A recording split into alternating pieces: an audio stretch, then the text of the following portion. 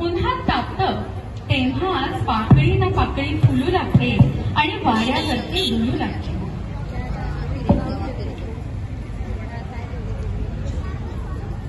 डौलदार मोराची सुंदर तव्यावरचं कमळ तुझे पाहा कसं.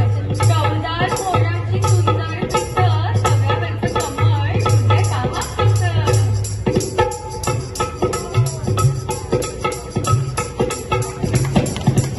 सुंदर. अगं बाई, पण आमची सखी जरा रुसलेली दिसतीये.